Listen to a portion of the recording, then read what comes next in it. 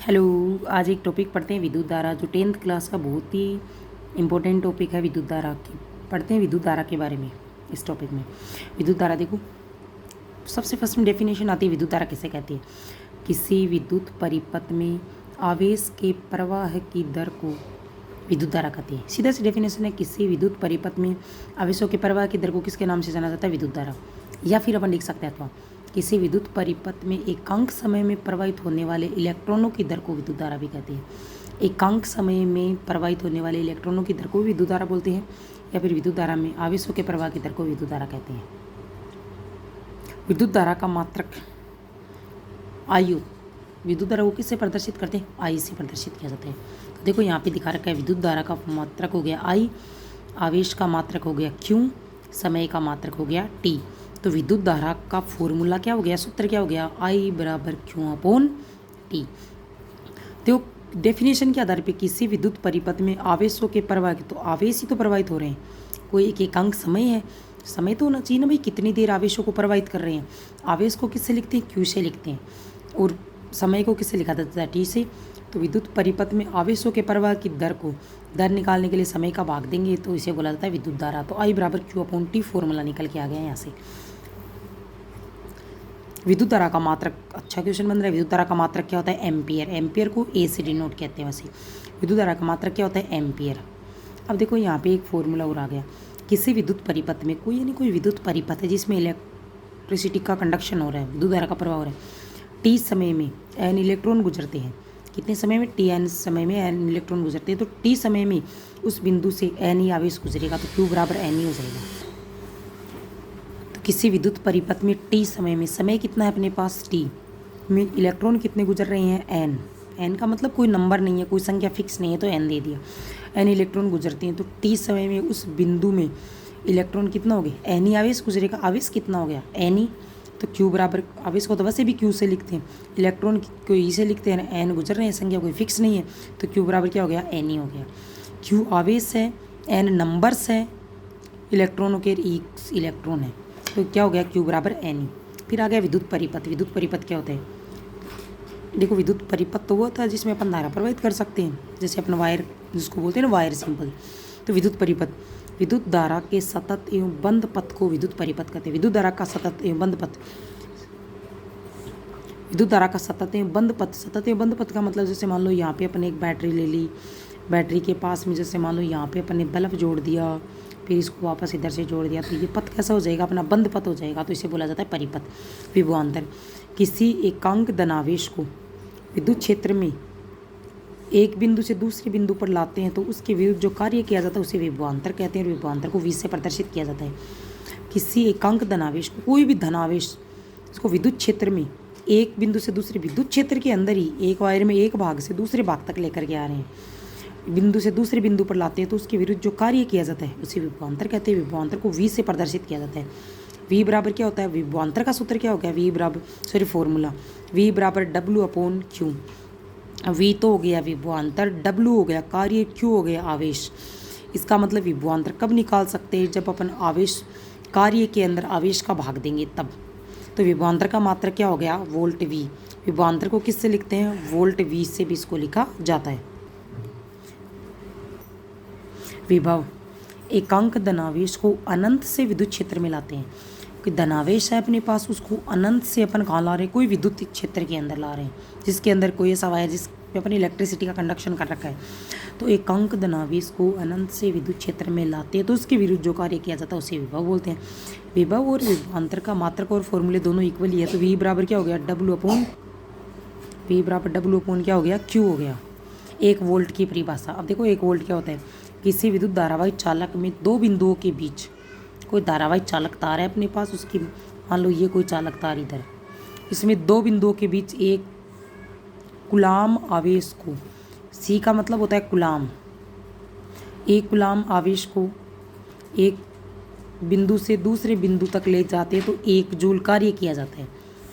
तो उसके, तो उन दो बिंदुओं के बीच उत्पन्न विभवांतर कितना हो जाएगा? 1 वोल्ट। 1 वोल्ट बराबर 1 जूल बट्टे 1 गुलाम। 1 वोल्ट बराबर 1, कार्य का मतलब जूल होता है, तो 1 जूल बट्टे 1 गुलाम।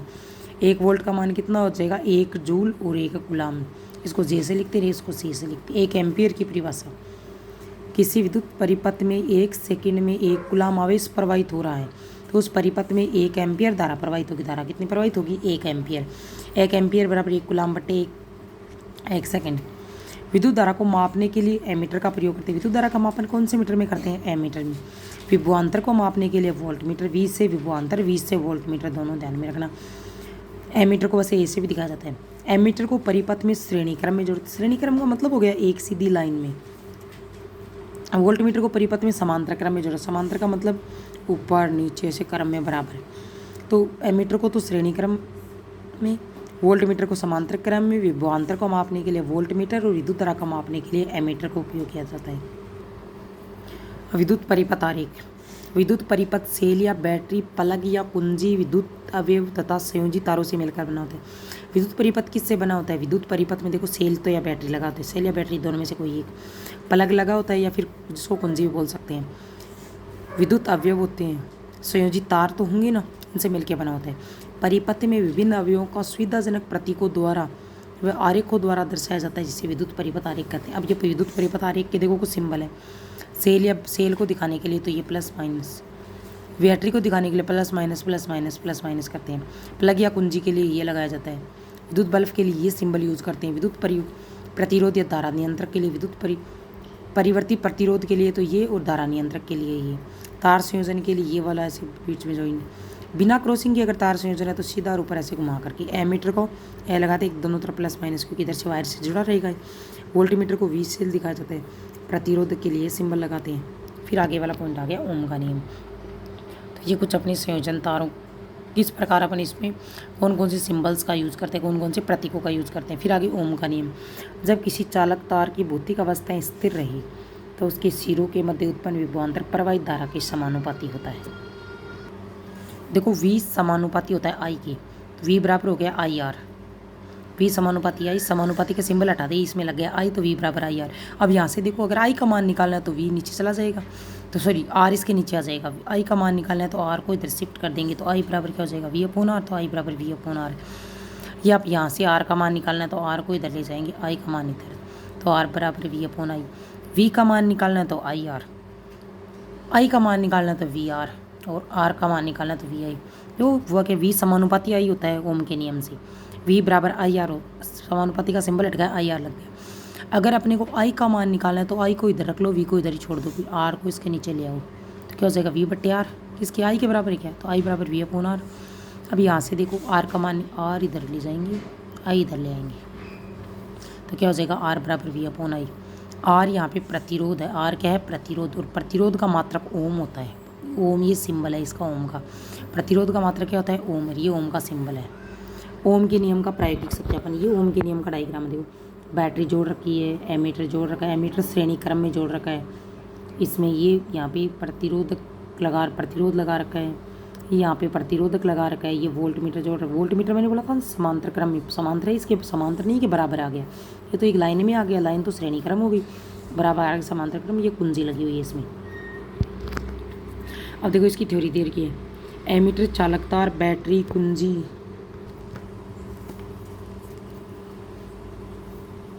एमीटर, चालक तार, बैटरी, कुंजी, धारा नियंत्रक आदि को श्रेणी क्रम में जोड़ते हैं। इन सबको तो किस में जोड़ा जाता है, श्रेणी क्रम में। और वोल्ट मीटर को समांतर क्रम में जोड़ा जाता है, और वोल्ट मीटर को किस में जोड़ते हैं, समांतर क्रम में जोड़ते हैं। परिपथ में जब कुंजी को ऑन करते हैं, यानी कुंजी को जब ऑन करेंगे तो धारा प्रवाहित होगी। परिपथ में क्या प्रवाहित होती है, धारा। और चालक तार के सिरों पर विभवांतर उत्पन्न हो जाता है। और चालक तार के सिरों पर क्या उत्पन्न हो जाएगा, विभवांतर। इस प्रकार हम परिपथ में अलग अलग मान की धारा प्रवाहित करके चालक तार के सिरों पर विभवांतर उत्पन्न करेंगे। ध्यान से देखना, एमीटर ये रहा, चालक तार पूरा का पूरा वायर इसमें बना ही रखा है, बैटरी ये लगा रखी, कुंजी ये लगा रखी, धारा नियंत्रक ये लगा रखा, आदि को श्रेणी क्रम में जोड़ती है। ये तो सारी के सारे श्रेणी क्रम में जुड़े हुए हैं। और वोल्ट मीटर को समांतर क्रम, वोल्ट मीटर देखो इसके समांतर क्रम में जुड़ा हुआ है, नहीं क्या, वोल्ट मीटर यहाँ पे आपको समांतर क्रम में दिख रहा है, समांतर क्रम में जोड़ते हैं। जब कुंजी को ऑन करते हैं, यानी यहाँ से जैसे अपन कुंजी को ऑन करेंगे तो धारा प्रवाहित होगी, पूरे के पूरे इसके अंदर क्या प्रवाहित हो जाएगी, धारा। और चालक तार के सिरों पर विभवांतर, तो यहाँ पे इस चालक तार के सिरों पर यहाँ पे क्या उत्पन्न होगा, यहाँ पे विभवांतर उत्पन्न होगा। इस प्रकार हम परिपथ में अलग अलग मान की धारा प्रवाहित करेंगे। बैटरी से 1 volt, 2 volt, 3 volt, 4 volt, 5 volt, 6 volt, 7 volt, 8, 10, 12 अलग अलग मान की धारा प्रवाहित करेंगे। यहाँ तो विभवांतर का मान यहाँ पे अलग अलग देखने को मिलेगा अपने को। इसमें अलग अलग मान की धारा प्रवाहित करके चालक तार के सिरों पर विभवांतर उत्पन्न करेंगे। जब V व I के मध्य ग्राफ खींचते हैं तो एक सीधी रेखा प्राप्त होती है। इस ग्राफ अलग अलग मान की धारा तो I प्रवाहित कर रहे हैं और विभवांतर V वोल्ट मीटर में यहाँ पे मेजरमेंट करेंगे। धारा कितनी प्रवाहित कर रहे हैं वो यहाँ पे एमीटर में आ जाएगी और बाकी मान यहाँ पे वोल्ट मीटर में आ जाएगा अपना। तो जब V और I के मध्य ग्राफ खींचते हैं तो एक सीधी रेखा प्राप्त होती है। इस ग्राफ से स्पष्ट होता है कि चालक तार की सिरों पर उत्पन्न विभवांतर उसमें प्रवाहित धारा की क्या होता है, समानुपाती। यहाँ पे कितने मान की धारा प्रवाहित कर रहे हैं मेजरमेंट करेंगे और यहाँ पे वोल्ट मीटर में मान आ जाएगा। चालक तार में जो धारा प्रवाहित करेंगे उनमें प्रवाहित धारा विभवांतर के समानुपाती होगी, तो V समानुपाती क्या हो जाएगा, I। ग्राफ खींचेंगे तो क्या बन जाएगा, देखो ग्राफ इसमें निकल के आता है। ये अपना ग्राफ V समानुपाती है I के। यहाँ पे सीधी लाइन अपने पास एक ग्राफ मिल रहा है कि V समानुपाती हो गया किसके, I के। फिर यहाँ पे नेक्स्ट पॉइंट आ गया अपना प्रतिरोधक। वह चालक जो पर्याप्त प्रतिरोध लगाते हैं उसे प्रतिरोधक कहते हैं। और बाकी आगे के नेक्स्ट पॉइंट आपको नेक्स्ट वीडियो में देखने को मिलेंगे। अगर बाकी नेक्स्ट आपको वीडियो चाहिए तो प्लीज़ कमेंट करना, नोट्स अच्छे लगे तो शेयर करना। थैंक्स।